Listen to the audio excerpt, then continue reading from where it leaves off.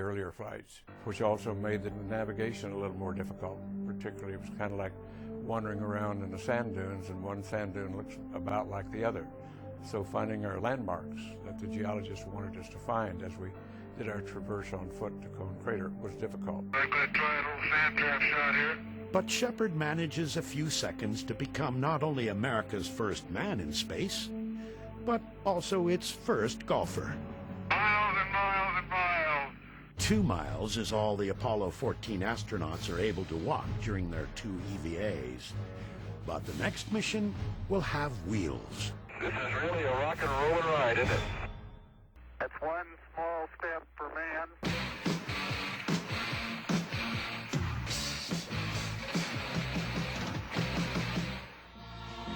Beautiful, beautiful. Isn't that something? I was in Orlando, in my parents' house, and as the first pictures came through, we were, of course, all just very enthusiastic and enthralled with what was happening. One giant leap for mankind. Okay, Houston, as I stand out here in the wonders of the unknown in Hadley, I try to realize there's a fundamental truth to our nature. Man must explore. When Apollo 15 Commander Dave Scott descends the LEMS ladder 2 years after Neil Armstrong, he achieves his own first. Scott climbs aboard the first lunar rover with crewmate Jim Irwin, and, as space first motorist, proceeds to peel out. This is really a rock and rolling ride, isn't it? Never been on a ride like this before. Oh boy. I'm glad they got this great suspension system on this thing. More than just a toy, the moon buggy is a science platform, allowing astronauts to venture farther from the LEM than the previous 3 Apollo missions. During 10.5 hours, Scott and Irwin cover 17 miles and examine many interesting sights. A boulder exposed to the surface here, which has got layering within it. It's been weathered away apparently, and just the surface top is exposed, but the boulder must be about a meter long with 2 to 3 inch layers in it. Working in a suit is very fatiguing. You don't get the food, the water, the rest. So actually we were not only probing the boundaries of geology and exploration, we were also probing the boundaries of human performance. The Apollo 15 mission really took us back to the drawing board in several areas to look at how we train crews, how we provide them adequate nutrition and hydration and all of these things. Hey, John, this is perfect with the LEM and the rover and you and Stone Mountain and the old flag. Come on out here and give me a salute. Big Navy salute. In the summer of 1972, Apollo 16 astronauts John Young and Charlie Duke spend 20 hours searching for volcanic rock in the Descartes Highlands. Charlie, set form. Oh, Stephen. How about that? I'm going out for the ballet when I get back. You learn another line of work up here. Because of the geological diversity of the moon, they wanted to get some samples from the mountains of the moon, if you will, or the highlands, which was a considerable elevation above the Luna Mare. That is the most beautiful sight. What's that? You're standing there on the rim of that crater. Well, it's great to have a lunar rover. When you turn wheels, the front wheels would go this way and the rear wheels would go that way. So you could turn in your own diameter. And because of all the holes on the moon, you need to be able to do that. Ah, here he comes, folks. He's got the hammer out. I knew he couldn't resist. I don't know if this will work or not, Shirley. But it couldn't pick a better spot. Here we go. Hot dog. He did it. It's a very friable rock, apparently, Houston. Okay, outstanding. Science was certainly in the front seat. Of the 6 landings on the moon, the last 3, I think, were devoted completely to the science of it. We'll sample right there and get you a scoopful of this underlying regolith. There'll be just one more flight to the moon. Apollo 17 lifts off in the midnight hour of December 7th, 1972.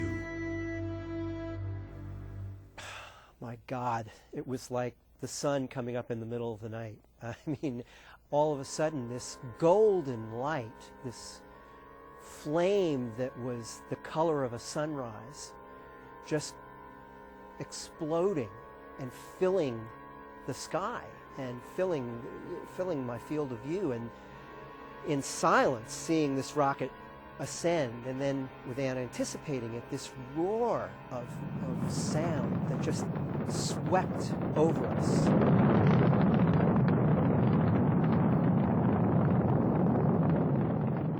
It was absolutely spectacular.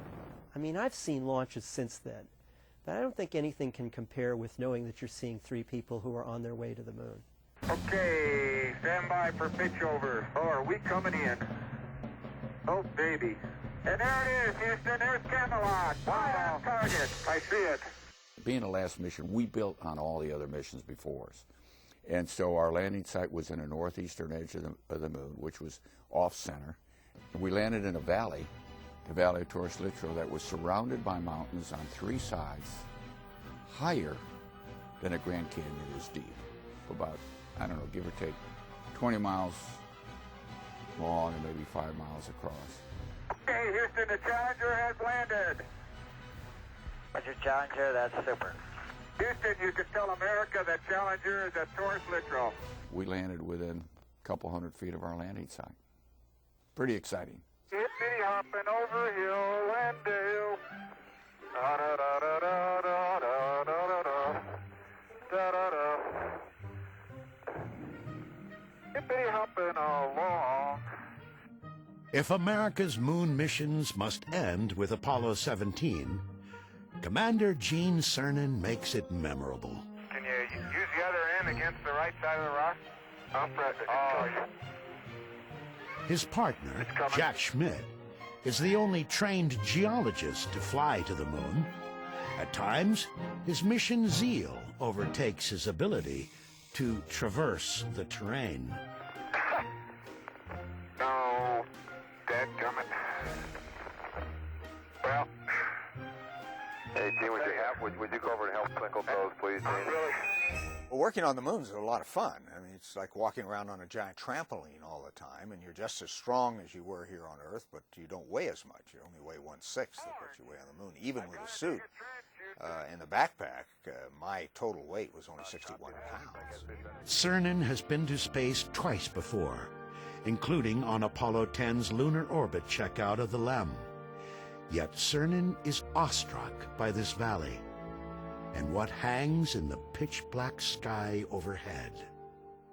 You have to pinch yourself when you're on the moon. Am I really here at this point in time in space? And the answer is yes, but it's almost like you're in the middle of some science fiction plot, because back there is the Earth, the multicolored blues of the oceans and the whites of the snow and the clouds you see from pole to pole, cross oceans. Every 12 hours you look at the other side of the world. It truly is an ongoing, overpowering experience. Meanwhile, Schmitt finds unexpected color in the gray moonscape. There is orange soil. Well, don't move it till I see it. It's all over. Orange. Don't move it till I see it. I've stirred it up with my feet. Hey, it is! I can see it from here. It's orange. Once it was back in the laboratory, everyone realized it was volcanic material that had been erupted in the valley and somehow protected for 3.5 billion years without getting mixed up with everything else. And it has become a very, very important sample, an increasingly important sample in trying to decipher what the actual origin of the moon might be. The next day, Cernan ends Apollo 17's 75-hour sortie as the last man on the moon.